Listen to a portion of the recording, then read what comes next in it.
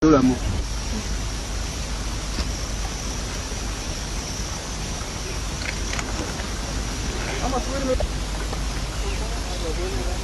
And then you also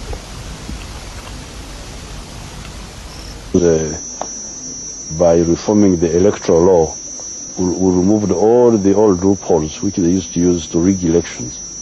Therefore, I call upon everybody to respect what the people have decided, whichever way they decide after the counting, because we're about to count. So everybody should respect the will of the people.